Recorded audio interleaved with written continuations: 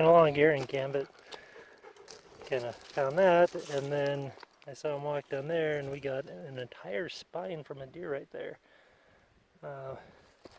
Head is still attached. Lower jaw, part of it sitting right there.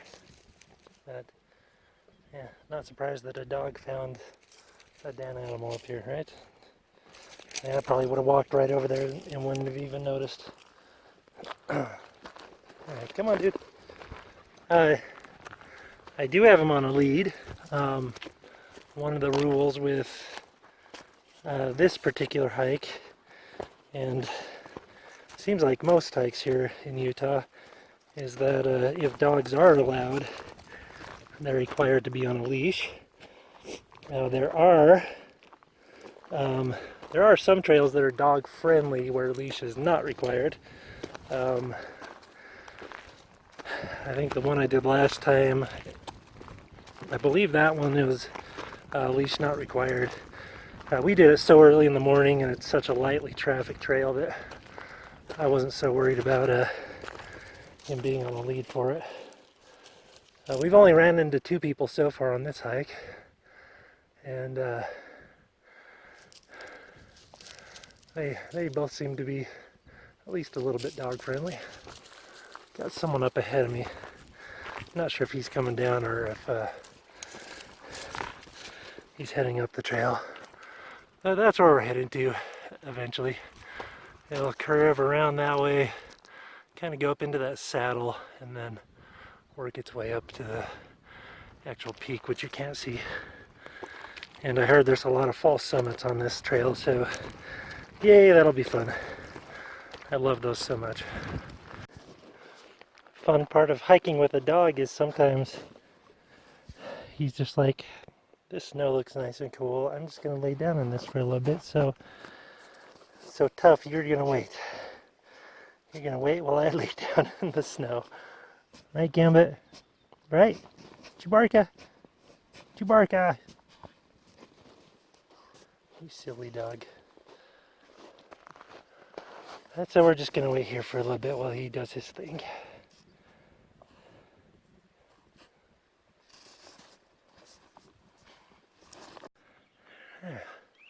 We're about 8,800 feet, and we're almost an hour and a half into the hike. Off in the distance there, that would be the Great Salt Lake and a little bit of the Tooele Valley there.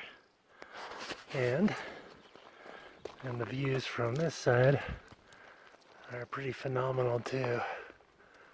Love all this rock structure out here.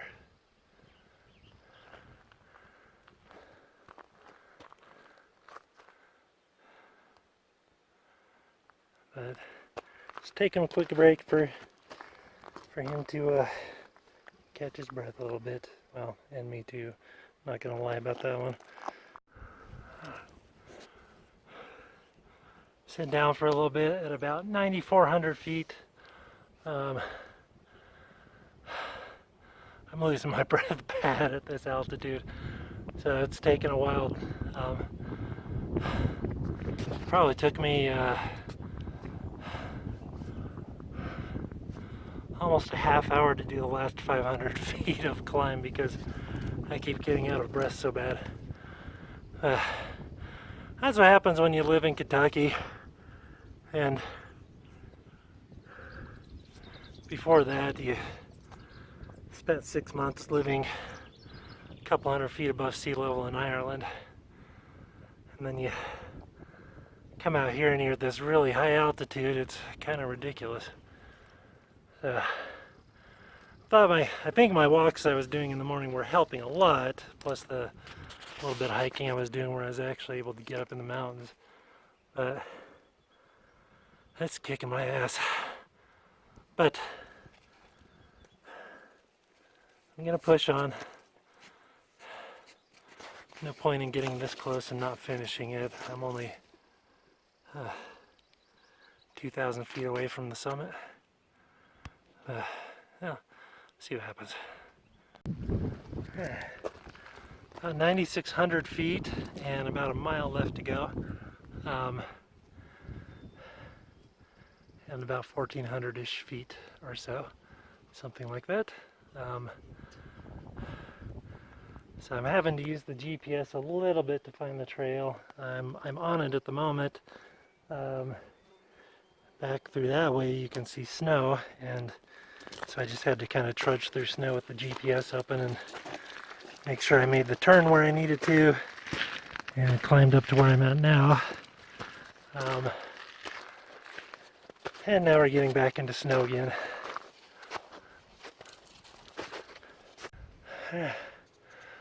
So close to the top of the hip saddle, sorry. Calling it quits here.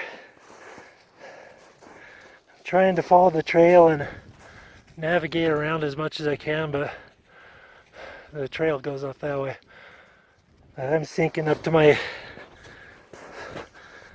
knees in the snow. Some snowshoes would have been awesome, but oh well. Didn't make it up there, but got pretty damn close. Amazing view.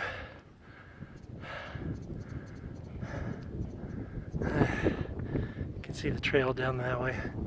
Gonna head back down and try this again another time. I'll have to come back up here to Utah later in the year so I can do it when it's not when there's not going to be snow up here. And a little bit more elevation training would be nice. Come on, bud. This way. Looks like someone went over there and made quick work of sliding on their butt down all ways. It's actually kind of tempting. It's so tempting that I'm going to do it.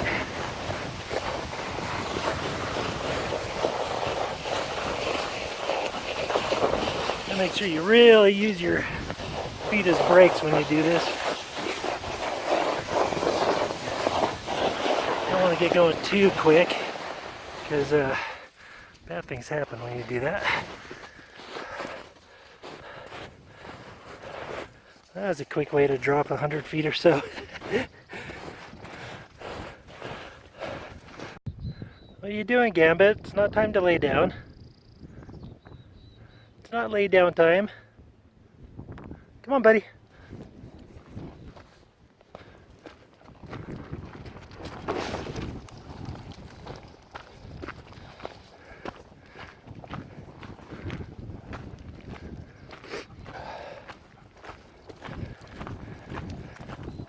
I took him off lead a little while ago when we were up in the snow because it was kind of a pain having him tethered to me. We were trying to navigate through it, especially when we got to the part where we were, well, I was sinking up to my knee and thighs, and he was sinking like every single step too, so just having him tethered to me was completely futile. It was just dragging us both down. When we get closer down into the tree line, I'll throw his lead back on.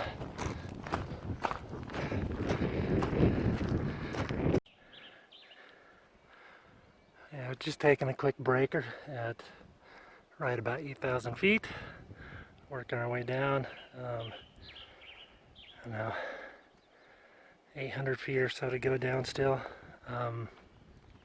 Not too much further. Got him back on lead. Kind of one of the worries when you're hiking out in the Rockies, on these types of mountains and stuff. Rattlesnakes are very, very common out here, and it would just break my heart if he ran across one because I didn't have him tethered to me. And it's starting to warm up, so they will probably be coming out here. If they're not already starting to come out, they'll be coming out pretty soon to find rocks to lay on and warm up. It's actually easier to breathe down here. My chest doesn't. I don't know if it's kind of like a burning feeling. I don't know. But I feel a lot better now at this level. And I imagine even more so when I get down to 4,500-ish, 4,600-ish, whatever. Back at my parents' house where I'm staying right now. I have noticed as I've been working my way down here, I think at one of those points when I don't think it was while I was sliding on my butt, but one of the spots where I was going down parts of the snow, I feel like I think I rolled my right ankle in a little bit, and it is starting to hurt a little bit. Probably would have been a pretty bad sprain if I didn't have boots on, but fortunately I did have boots on, so I'll have to watch that for a couple days, see how it's feeling. Take some vitamin I, ibuprofen for those in the not know, and guess we'll rest for a few days and look for another hike to go do while we're out here. Probably only gonna be here in the at least northern Utah area for another week and a half. I don't know. And I need to try to get as many hikes in as I can while I'm here, because I absolutely love the mountains in Utah. Absolutely. They're just amazing.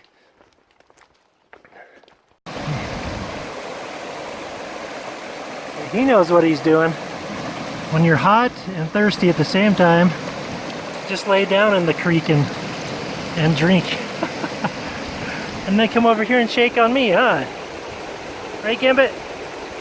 Yeah. Oh, 4 hours later from when we started, we're back at the car. There's the trail right behind us, right there. Yeah, 4 hours later, geez. And we only ended up doing, must have been about 5.2 miles, 5.3 miles, something like that, with hitting in the snow like we did. So, oh well. Next time. Peace out. Thanks for watching. Subscribe, like, whatever. Send me a question if you have any. If you have any recommendations on awesome trails to go hike, let me know that. I'm always looking for a cool trail to go hike.